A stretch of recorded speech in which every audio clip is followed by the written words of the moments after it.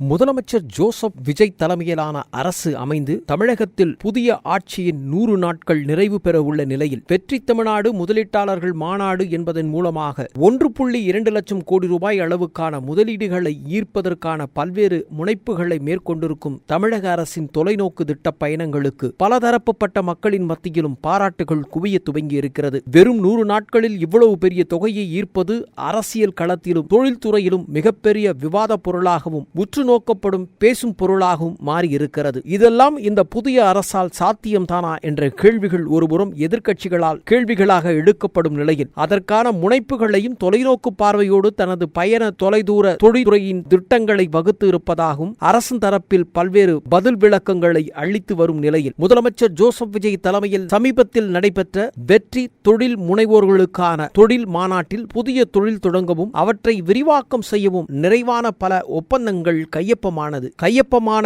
முதல் நாளிலே ஏறக்குறைய 97 புரிந்துணர்வு ஒப்பந்தங்களும் 67,452 கோடி ரூபாய் மதிப்பிலான உடன்பாடுகளும் 1.21 லட்சம் பேருக்கான வேலைவாய்ப்புக்கான பல தகவல்களும் வெளியாகியிருப்பது அனைவரின் கவனத்தையும் ஈர்த்திருக்கிறது. முதலமைச்சர் ஜோசப் விஜய் வெளியிட்ட தகவலின்படி புரிந்துணர்வு ஒப்பந்தங்கள் மட்டுமன்றி 4,476 கோடி மதிப்பீட்டில் 8 திட்டங்களுக்கும் அடிக்கல் நாட்டப்பட்டிருப்பதும் 2,676 கோடி மதிப்பிலான 5 திட்டப்பணிகளை உடனடியாக தொடங்கி வைக்கப்பட்டிருக்கும் அறிவிப்பும் அது மட்டுமல்லாமல் சிப்காட் மற்றும் டிட்கோ சார்பில் 777.44 கோடி ரூபாய் செலவில் உள்கட்டமைப்பு வசதிகள் உருவாக்கப்பட்டிருப்பதும் தூத்துக்குடியில் 39,000 கோடி ரூபாயில் கப்பல் கட்டும் தளம் தென்கொரியா நிறுவனத்துடன் இணைந்து பேச்சுவார்த்தையில் தொழில் அனுமதிக்கு 21 நாள் காலக்கெடு போன்றவையெல்லாம் நிர்ணயித்திருப்பதும் தமிழக தொழில்துறை வளர்ச்சியை துரிதப்படுத்தும் முதலமைச்சரின் தொலைநோக்கு திட்டங்களுக்கு வழிவகுக்கும் பாதையாகவும் இந்த தொழில்துறையை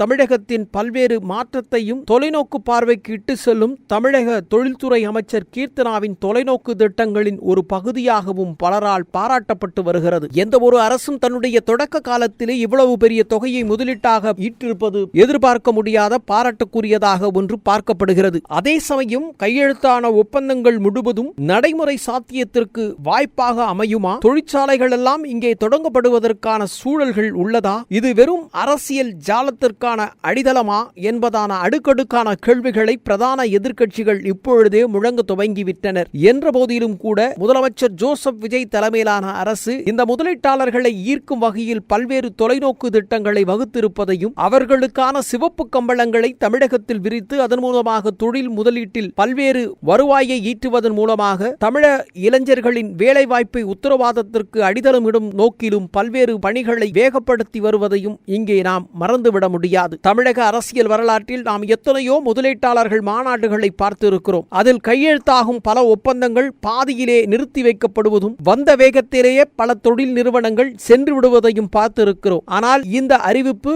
வெறும் அறிவிப்பு நிலையை தாண்டி 1.2 லட்சம் கோடி உண்மையான தொழிற்சாலைகளாக மாறி கிராமப்புற இளைஞர்களின் கைகளில் வேலைவாய்ப்பு சேரும்போது மட்டுமே இது முழுமையாக சாதனையாக மாறும் என்று காத்திருக்கிறது. அது மட்டுமல்லாமல் இந்த நகர்வுகளுக்கு பின்னால் ஒரு சவால்கள் உள்ளது என்றும் குறிப்பிட வேண்டியிருக்கிறது. தொழில் தொடங்குவதற்கான 21 நாள் காலக்கெடு என்பது அதிகாரத்துவ தாமதங்களை குறைக்கவும் உதவும் என்றால் நடைமுறையில் எந்த அளவுக்கு இது சாத்தியம் என்பதே சந்தேகமாகவும் எழுந்திருக்கிறது. புதிய தொழிற்சாலைகளுக்கான நிலகம் கையகப்படுத்துவதில் எழும் உள்ளூர் பிரச்சனைகள், நிலத்தடி நீர்வள பாதுகாப்பு போன்ற பிரதான பிரச்சனைகளை எல்லாம் எப்படி தாவேக அரசு சமாளிக்கப் போகிறது என்ற கேள்விகளும் முன்வைக்க துவங்கிவிட்டனர் பிரதான எதிர்க்கட்சியின் தொழிலதிபர்கள். பெரிய முதலீடுகளை ஈர்த்து நல்ல தொடக்கமாக இருந்தாலும் இதில் கொடுக்கப்படும் வாக்குறுதிகளை நிறைவேற்றுவதில் அரசு என்ன செய்ய போகிறது? வெறும் அறிவிப்புகளின் துவக்கமாக இது இருக்கிறதா அல்லது அரசியல் தளங்களில் தங்களின் அடையாளத்தை புதுப்பிக்கும் களமாக மாற இருக்கிறதா அல்லது ஒட்டுமொத்தமாக தமிழகத்தை வளர்ச்சியின் பாதையில் இட்டு செல்வதற்கான அடித்தளமாக பார்க்கப்படுமா என்பதை காலம்தான் முடிவு செய்யும்.